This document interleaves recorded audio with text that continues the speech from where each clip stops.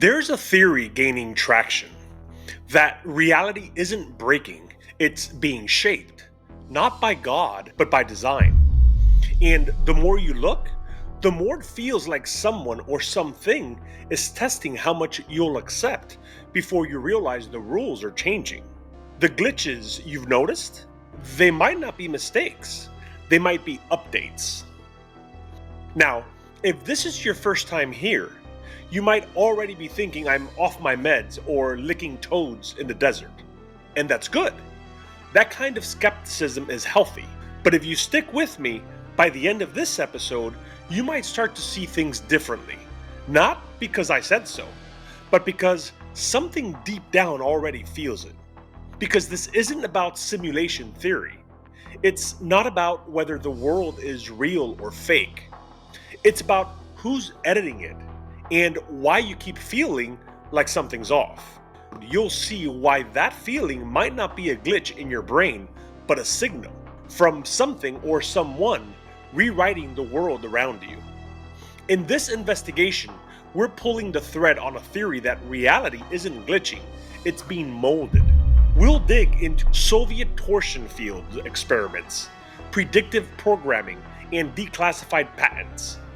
We'll revisit the strange reset of 1988 and show how it connects directly to the lock-in of 2012. If they're shaping the world again, you deserve to know who they are and what they're trying to make you forget.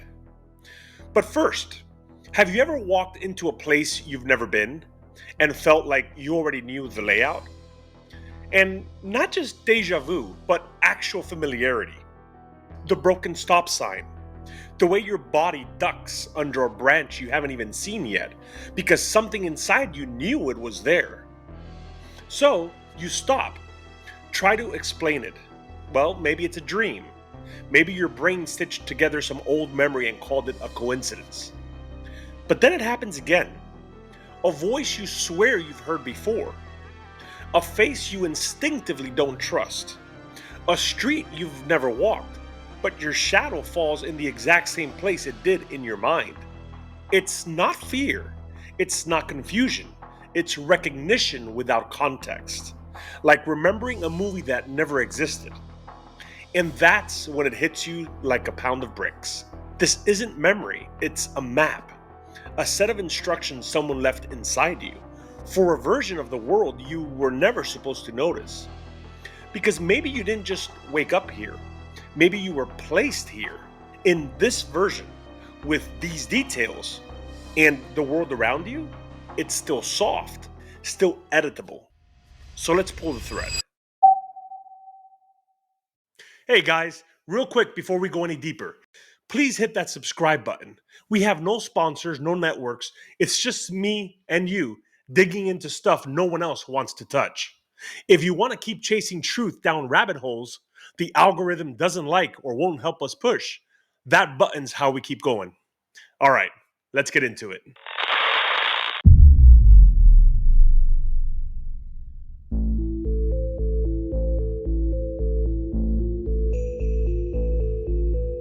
You're standing in a grocery store holding a box of cereal you've seen 100 times. But something's wrong. The logo, the spelling, the colors. You can't explain it, you just know this isn't the version you grew up with. Welcome to the Mandela Effect. Or maybe, welcome to the first proof that the Plasticine is real. Because if reality is being molded, quietly, slowly, without our consent, this is how you'd know. Tiny changes, familiar things that suddenly don't line up. A war on memory disguised as nostalgia.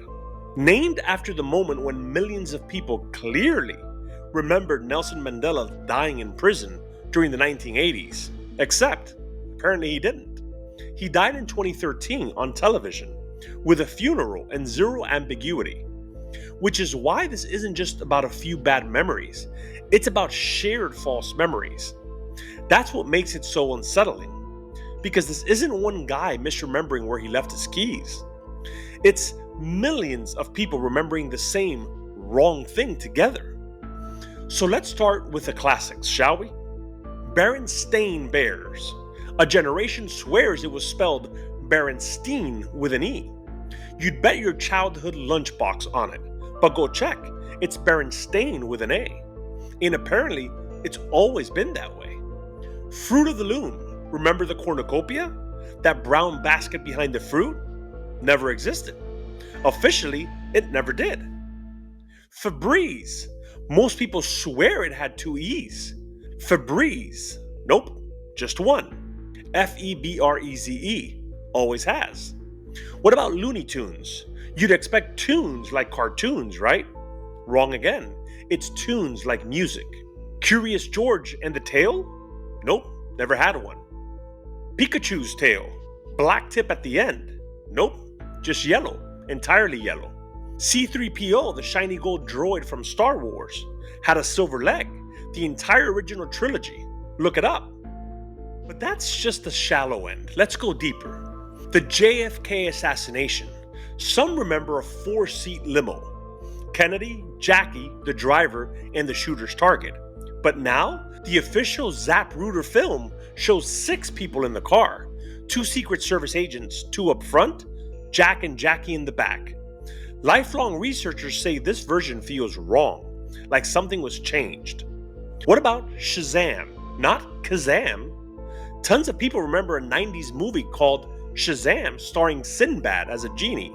They remember the VHS cover, the scenes, family movie nights. But that movie doesn't exist. Sinbad denies it. Yet thousands remember it clearly. What about Mr. Rogers' Neighborhood? You probably just sang it. It's a beautiful day in the neighborhood. But the real lyrics are, it's a beautiful day in this neighborhood. Who knew? And apparently, that's how it's always been. What about Oscar Mayer? Is it Mayer or Meyer? You probably remember the jingle, spelling it M-E-Y-E-R. But nope, it's Mayer with an A. What about Skechers? No T. Not Skechers, just Skechers. Always has been. Mona Lisa's smile. Some remember a stoic, mysterious face. Now she's got a subtle smirk. They swear it changed. What about chartreuse? A lot of people remember it as a pinkish color. Well, it's actually a greenish yellow. How does that get misremembered? And do you remember Tank Man? That iconic image of the man in front of tanks at Tiananmen Square? Many remember him being run over. But now, the footage shows the tank stopping and going around them. Then we have Lindbergh, baby. Some recall the kidnapping as an unsolved mystery. But in this timeline, the baby's body was found. The kidnapper was caught and executed. Then you have Henry VIII with a turkey leg. You've seen it. Paintings, costumes, cartoons. But that painting never existed. Not in this reality. What about Mickey Mouse and suspenders? Nope, he's never worn them. Then we have Flint stones. Not Flynn stones. It's Flint stones with 2 T's. Moonraker. In the James Bond movie Moonraker, Jaws falls for a girl named Dolly. Fans swear she had braces. That was the whole joke. Now she doesn't. And the scene makes 0 sense. And it doesn't stop there. Some Mandela effects are dreams. People on Reddit and TikTok report the same fictional cities showing up in their sleep. One of the most common, Dream Shard City. A brutalist, maze-like concrete hellscape. Endless stairs, red skies, no exits. Strangers from opposite sides of the world say, I've been there too. Then there are reset days. People wake up and something feels off. Time feels warped. Clocks glitch. Everyone acts weird. Then they check TikTok, and it's not just them. Hundreds of people report the same thing. Same vibe, same date, same reset feeling. Some call it a patch cycle. Others think the upload failed. And now, it's being tested. People on Reddit and Discord are planting Mandela effects. Fake memories, fake logos, fake VHS tapes. Entire alternate timelines, fabricated on purpose just to see if anyone remembers them. And it works. Some swear they had those toys, watched that show. Even AI has started generating fake nostalgia. ChatGPT makes up old book titles. Midjourney invents childhood games that never existed, but people remember them. down to the flavor, the soundtrack, the jingle. This isn't just nostalgia. This is memory seeding, and it proves something. Reality is not just fragile, it's programmable, which raises a terrifying question. What if the Mandela Effect isn't a glitch, but a patch note? And that's why this isn't just about cereal brands or old VHS tapes. It's about what happens when our collective memory starts to desync. These aren't just quirks of memory, they're evidence, artifacts from an older version of reality that no longer exists, except in the minds of those who were never meant to notice. Because the Plasticine isn't just a theory, it's a process. And the Mandela Effect? That might be the residue, the fingerprint, the after image of an update we weren't supposed to see. And that's where the theory clicks into place. Because it doesn't happen all at once, it happens in phases. So let's go through these. Phase 1, the patch. 1988, the substrate shifts, the mold begins. Phase 2, the upload. 2012, the edits lock in, like drying cement. Like a software update finally hits 100%. And if some insiders are right, this happens every 24 years, which means the next phase hits in 2036. Maybe this isn't about one villain in a bunker pulling levers. Maybe it's something simpler. Who gets to shape the story? Who decides what's normal, what's real? What rhythm we all start dancing to without realizing the song changed? Maybe they didn't take control of reality. Maybe they just took control of who's allowed to shape it.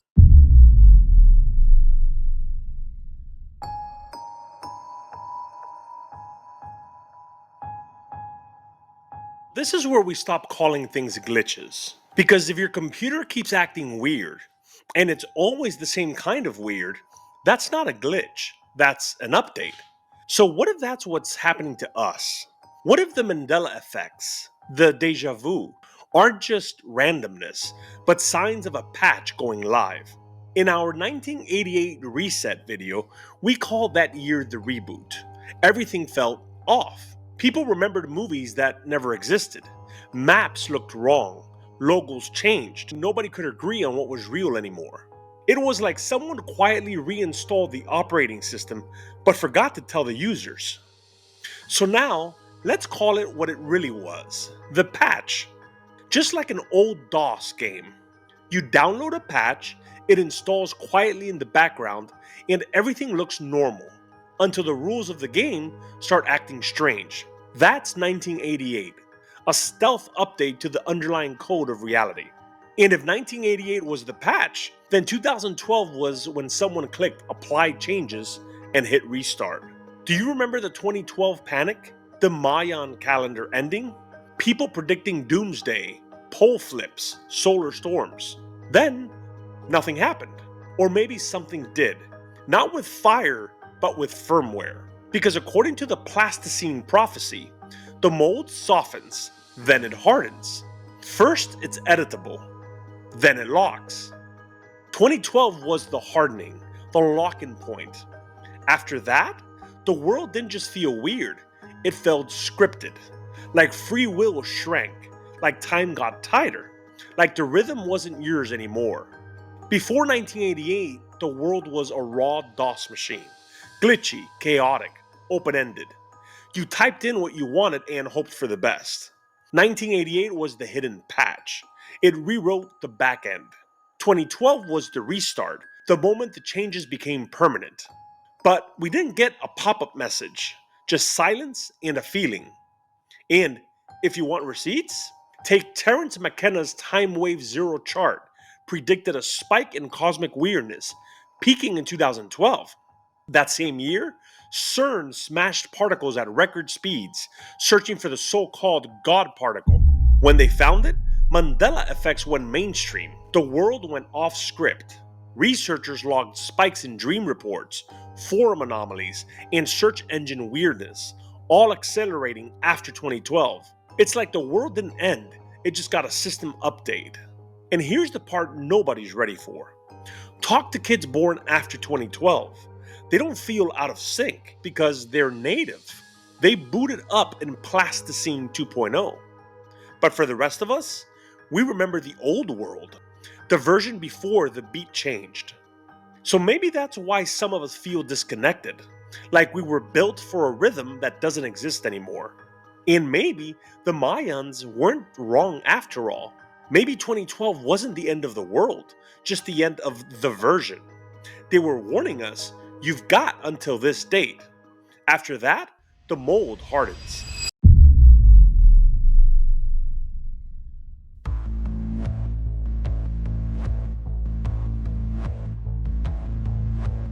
"1988 and 2012 sound random, like we picked two glitchy years and built a whole theory around it.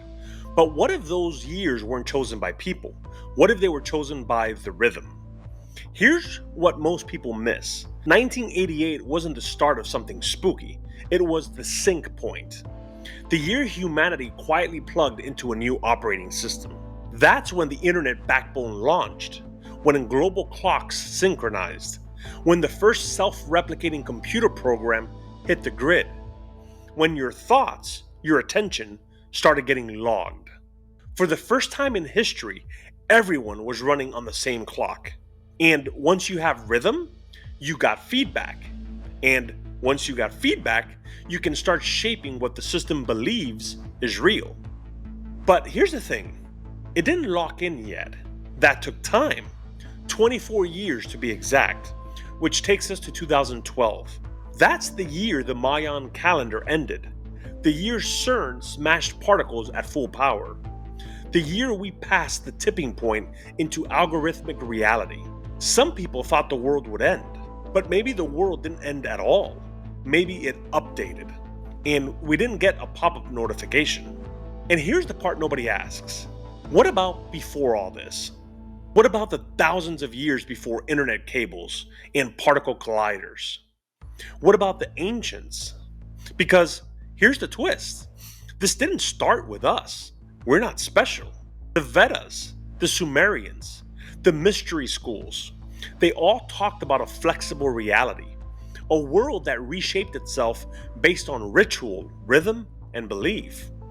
Maybe back then it wasn't called the Plasticine, but they felt it. They named it Maya, Logos, the word. The difference? They didn't have 8 billion minds scrolling the same feed. They didn't have feedback loops powered by emotion and code. They had tribes, temples, localized versions of what we now call reality shaping. What changed in 1988 wasn't the clay, it was the number of hands touching it at once. And once you reach that kind of mass, that's when the pattern starts to matter. So no, this isn't just about 1988 and 2012. It's about every time the clay softened, every time a rhythm got picked, and every time a clock tried to lock in. We're going to explore those other years eventually.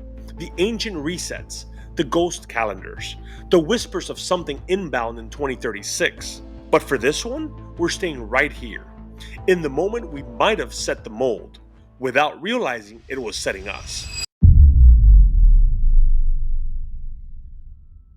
What if the 1988 reset wasn't the end of something, but the start of something worse?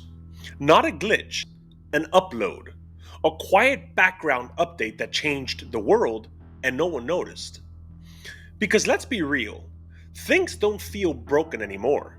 They feel bent, like someone ironed reality but used the wrong heat setting, and now time feels too smooth, too fake. And the weirdest part? We all feel it, but no one knows what to call it. Well, some people do.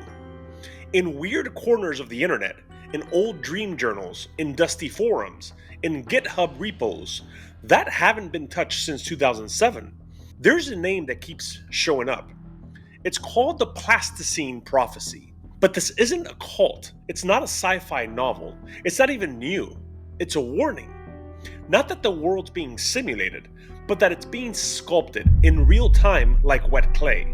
Not all at once, just a little at a time, like someone shaping Play-Doh in slow motion. And here's what makes my skin crawl. It's not about the future, it's already happening. Artificial intelligence?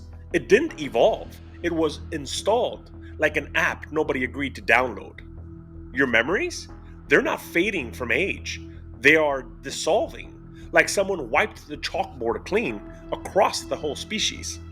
The glitches you've been noticing? The repeating symbols? The deja vu loops? Maybe they're not bugs. Maybe they're fingerprints from the last time someone reshaped the room. Do you remember that video we did on 1988? The Cold War ending without an ending? The global spike in mental fog? The AI that appeared out of nowhere? The missing hours from broadcast archives? That wasn't the glitch, that was the patch. And the patch didn't break reality, it made it soft, still moldable.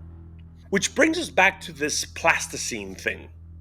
Because this prophecy says there's a hidden layer to reality, one that responds to human perception, one that's not supposed to be noticed. But over time, it's being shaped, intentionally, by something, or maybe someone. And here's where it stops being just a weird theory, because the receipts, oh, they exist. There are government patents, CIA-funded dream studies, archived research that all goes dark in 1988, artwork that doesn't make sense until you dream about it.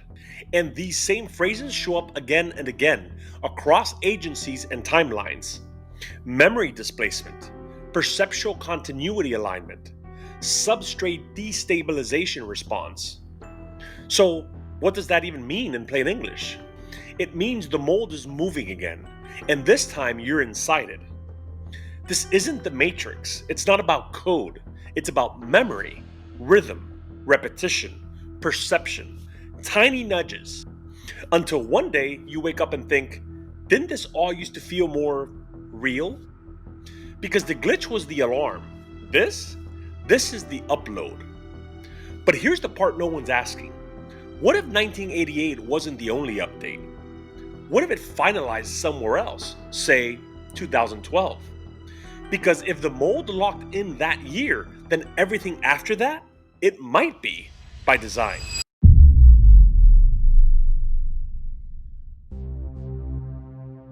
So, what the heck is plasticine? It's not Play-Doh. The word riffs on plasticine, which is just a soft modeling clay. Except, in this case, the clay isn't literal, it's reality. As in, what if reality isn't hard-coded like a video game? What if it's soft, bendable? According to the theory, there's a layer underneath everything. A quantum permeable substrate. Which, what does that mean? It means stuff can pass through it, rewrite it, reshape it, with something much weirder, with belief, with rhythm, emotion, with attention. Because maybe it's not just about what's true, it's about what enough people believe is true. And according to this theory, someone figured out how to apply that pressure. They're called molders. So, where did this idea even come from? Well, it wasn't Reddit, not TikTok. The first known reference came from a 2002 dream logging forum called Somnavox. In one now deleted post, a user wrote, "The world was soft again. I could see my bedroom melting, but no one else saw it. I asked my reflection who was doing this, and it said you agreed to it." They described the world being shaped from the inside out. By 2004, the forum was gone. Not redirected, not archived, just melted. Then came the GitHub repo. In 2011, a project appeared called Plasticine World. It claimed to be an open source system for emotion-based probability remapping. So basically, a system for how feelings could change outcomes inside a simulation. The early code was built in Python and tried to simulate something called a belief resonance field. Other terms the repo used were coherence of local reality grids, emotion-based mutagenic variables. Translation to all that weird stuff? The author believed the reality could be bent with emotion, but only if you tuned in at just the right moment. No one knows who made the repo. It was deleted a year later. And that would have been that. But then came the art. Page 412 of the Codex, the strange 1980s art book written in a made-up language nobody's cracked, shows something odd. Not DNA, not a machine. It's a soft, pulsing world inside a shell. One layer is solid, one's breathing, and one has hands pressing in, like something from the outside is shaping it. Most people thought it was nonsense. But in 2013, a fringe linguist claimed he cracked part of the codex. According to him, the caption under that page said, "Where belief becomes contour and the dream decides direction." He was mocked, obviously, but that same phrase started popping up again in PDF leaks, message boards, even buried inside military white papers. And then the dates started lining up. Across dream logs, psychic research, and forum threads, 2 years kept repeating. The first softening, 1988. The mold hardens, 2012. These weren't random calendar drops. People described the years like 1988 felt like an opening, like something peeled back the walls of reality just a bit, made it more malleable, more programmable. In 2012, well, that's when it all stopped. Whatever was soft hardened, like wet cement locking into form. One user wrote, "Whatever was molding us, finished. We're not in a simulation, we're in a cast." And maybe that's the most disturbing part, because this theory doesn't say reality was faked. It says the real world was reshaped while we were still inside it. No reset, no reboot, just a slow, invisible resculpting. And by the time you noticed, it was already dry. Casts aren't permanent.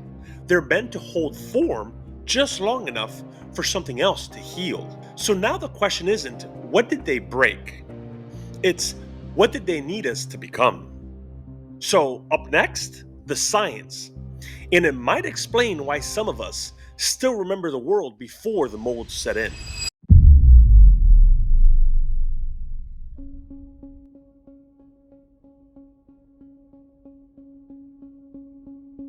Time to leave the dream forums and put on the lab coat. Except, keep the sarcasm, because what you're about to hear sounds insane. And yes, there are receipts. The CIA got forced to declassify thousands of documents under FOIA, the Freedom of Information Act. Now, what was buried in there? A now famous 1983 report called the Gateway Process. At its core, it basically said, your brain can tune into the universe like a radio, if you know how.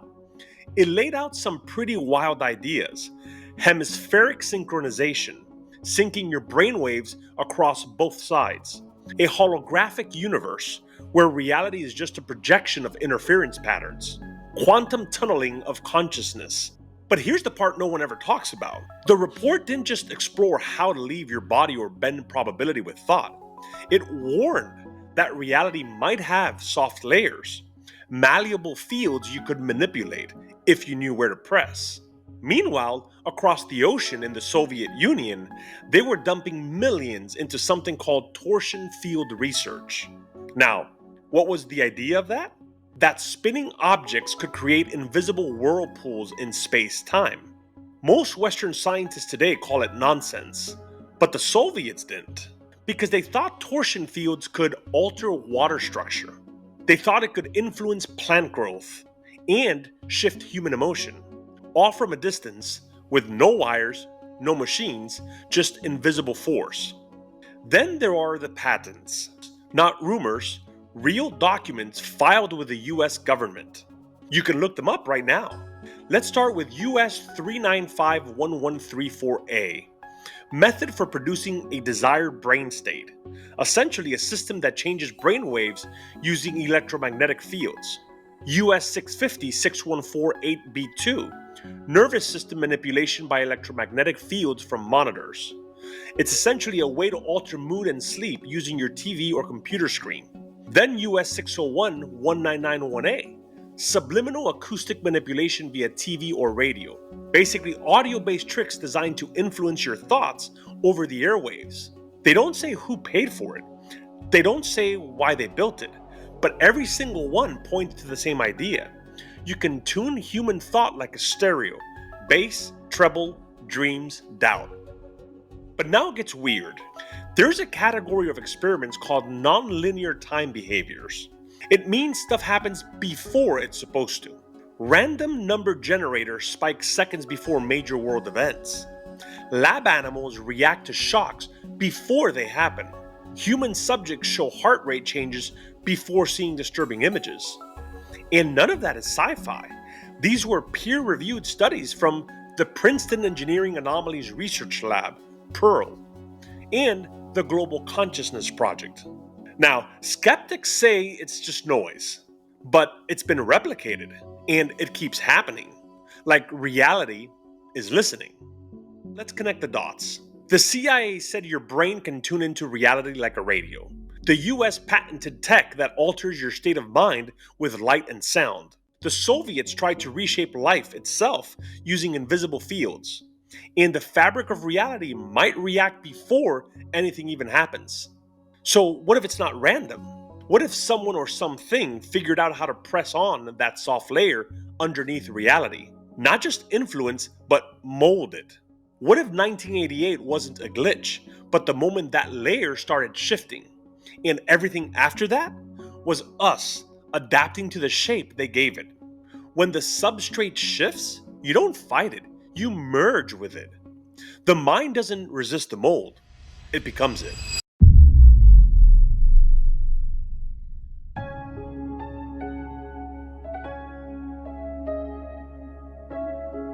Time for the question nobody really wants the answer to. If reality is being molded, who's holding the clay?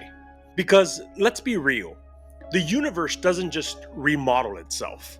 Something or someone is doing the shaping. So let's look at the suspects, shall we? And heads up, some of these get very weird.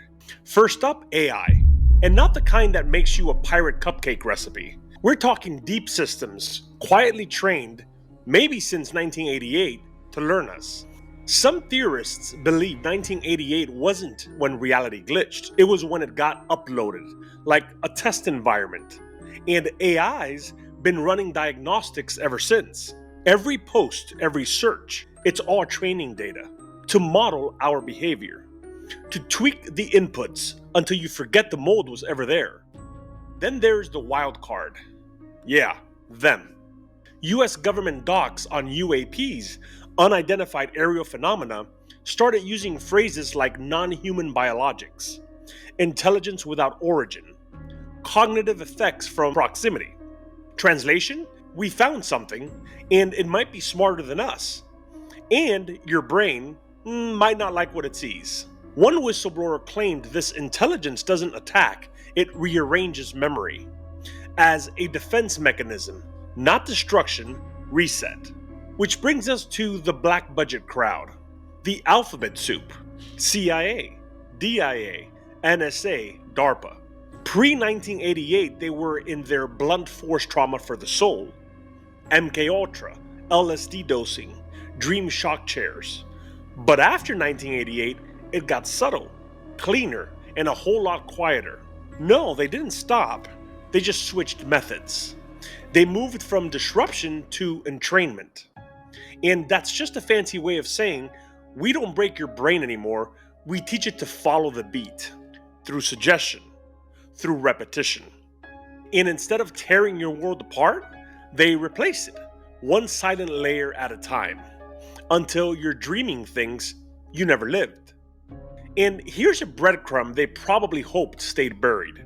A 2005 Defense Intelligence Agency note from a real Stargate remote viewing team said beings made of soft light weaving threads across space-time. They weren't attacking, they were maintaining, repairing, or reprogramming. And then there's the Vatican. In 1999, behind closed doors at Castel Gandolfo, a high-level conference took place. The official topic? Neuroscience and faith. But leaked underground notes said otherwise. The real discussion? Consciousness as the divine substrate of reality. Meaning, what if God didn't make the universe? What if God is the universe? And whoever figures out how to shape consciousness can edit creation itself.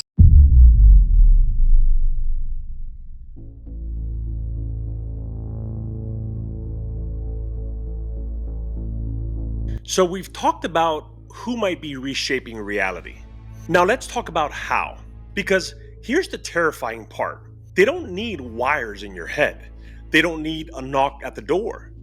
They don't even need you to believe this is happening.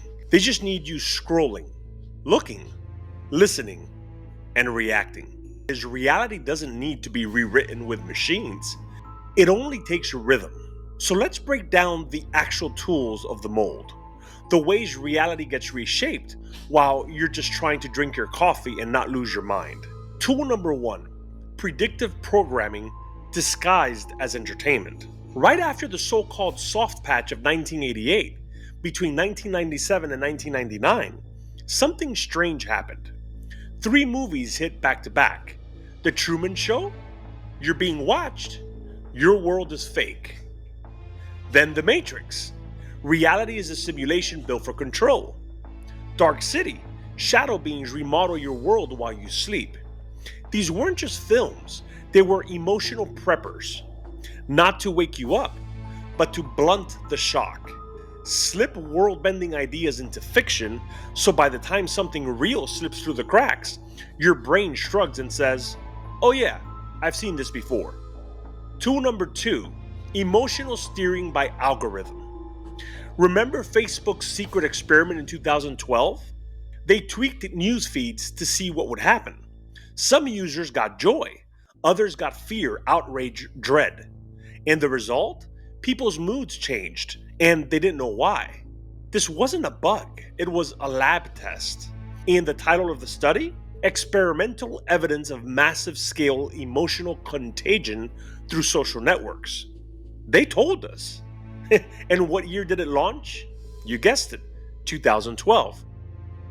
Then we have tool number three, military-grade reality bending. DARPA, the Pentagon's mad science division, has a pet project, synthetic cognition architecture.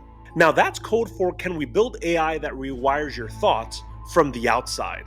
And it's not sci-fi, it's neural implants, emotional sensing software, language models that adapt to your beliefs while you're talking. Meanwhile, in 1993, the US Army dropped a report on battlefield information saturation. Too much data, brains break, minds follow. Add in psychotronic research with light flickers and sound pulses, subliminal cues, and you're not fighting soldiers anymore. You're fighting consciousness. Then we have tool number four, mass meditation and group mind influence. Now this one sounds peaceful, but peaceful doesn't mean powerless. Start with the Maharishi effect. If enough people meditate with the same goal, crime drops, wars pause, even weather shifts. Then there's the Silva method, a mind training system designed to shape reality through visualization and altered brainwaves. But the strangest one? The Global Consciousness Project at Princeton. They placed random number generators all over the world. And every time a massive emotional event happened, like 9/11, major disasters, global celebrations, the machines got weird. The randomness collapsed, as if human emotion was pushing on reality itself.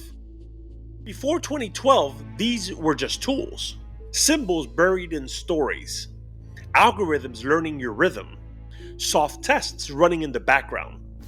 But after 2012, the tools went live. Look what launched that year.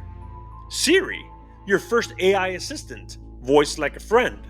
Facebook's algorithmic feed, you stopped choosing, it started choosing you. Predictive text, your thoughts came with a script. From that moment on, you weren't just using tech, it was using you. And here's the genius part. They didn't fake reality, they just reshaped the rhythm. Because the mold wasn't soft anymore, it was drying around you.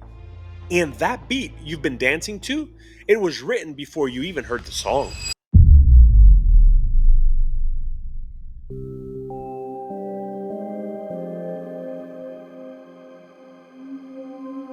So here's the part nobody wants to say out loud.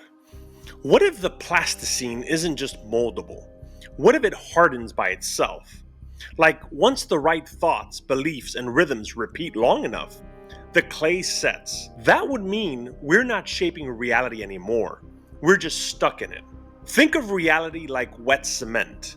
At first, it's messy, soft. You can leave a mark. That was 1988 to 2012, when things still felt a little off script. But once it dries, you can still break it. You just can't reshape it. You don't need a bulldozer to trap 8 billion people in a new version of reality.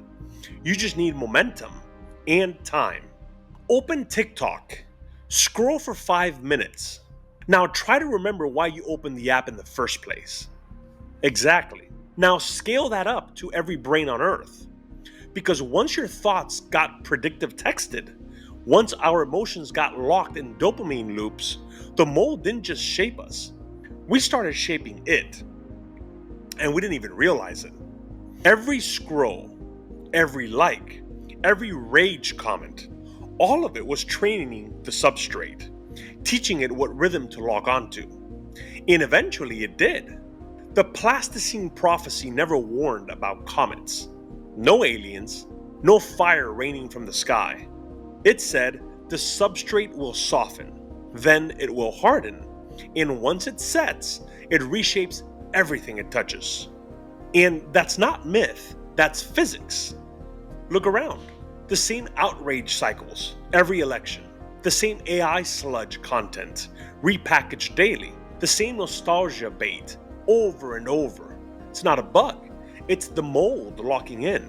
And the longer we go without noticing, the harder it gets to tell if we're picking the rhythm or if the rhythm's picking us. So, can it be broken? Well, the truth is we don't know. Some believe awareness alone can soften the mold. Others think it takes collective emotion, something strong enough to shake the rhythm loose. But most people, they'd just rather not know. Because once you see it, you can't unsee it. The mold didn't freeze overnight. We did. And by the time we noticed, it was already dry.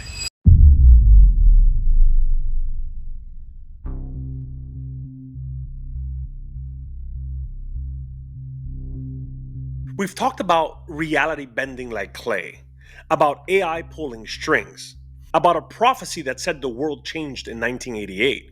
But before we fall all the way down the rabbit hole, let's pause. What's real and what's just a weird pattern that keeps showing up, but nobody can quite prove? Let's start with the receipts. There are declassified CIA documents showing they believed consciousness might interact with the fabric of reality.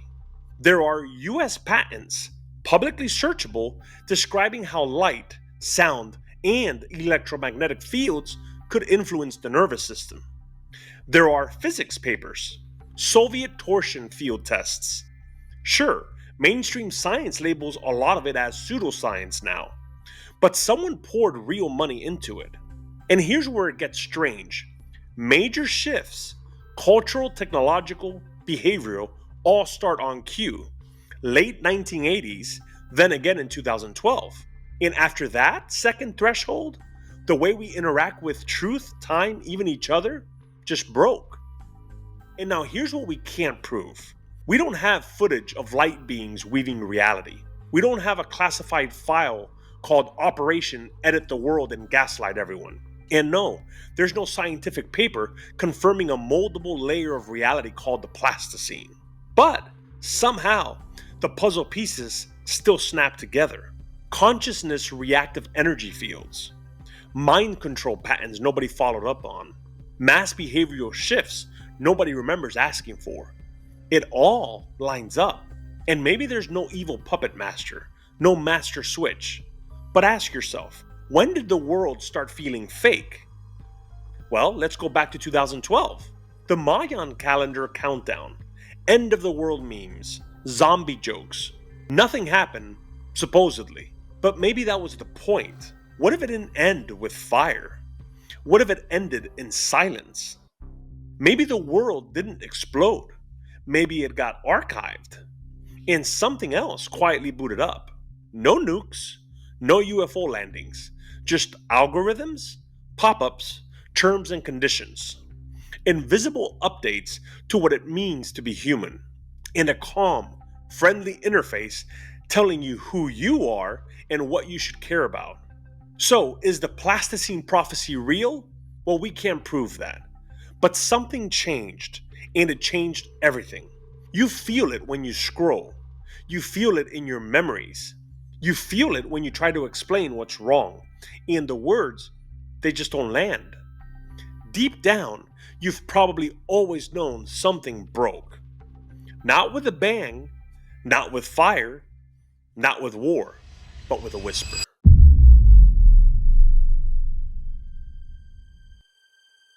Maybe the Plasticine prophecy was never about the end of the world.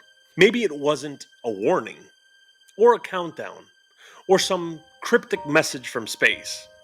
Maybe it was simpler than that, just a reminder that you were always holding the clay, that reality was never supposed to be locked in.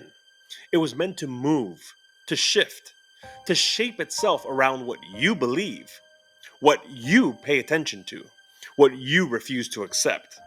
But somewhere along the way, we forgot. We handed off the tools. We let someone else pick the rhythm, to pick the soundtrack, the version of normal we wake up with inside. And we called it life. But maybe it was never about control. Maybe it was about memory. The moment you remember this thing we're in, it's still soft, still moldable, still listening. Not to your status, not to your job, not even to your words, but to your rhythm, your attention, your refusal to stay on script. Because here's what no one tells you. The mold is still shifting right now inside you. And maybe this weird 24 cycle, 1988, 2012, 2036, maybe it wasn't a trap. Maybe it was a test, a question. Did you notice? Did you wake up? Did you start shaping again? Because maybe you're not broken. Maybe you're not out of sync. Maybe you're just legacy code, still running on someone else's update. And the scariest truth isn't that someone else shaped your reality. It's that you were supposed to, and you forgot how.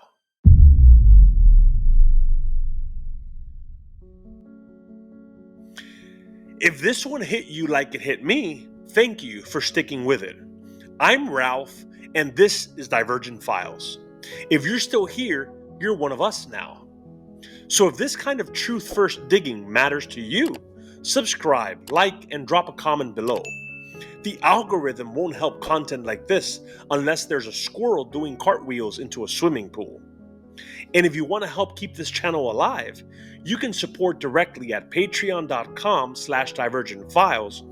I make these solo, after work, once the kid is asleep. So yeah, it matters. Until next time, stay curious, stay grounded, and remember, no matter what they tell you, the truth is still out there. These investigations are powered by those who believe truth still matters. Thank you to our Patreon supporters. Join the mission at patreon.com/divergentfiles.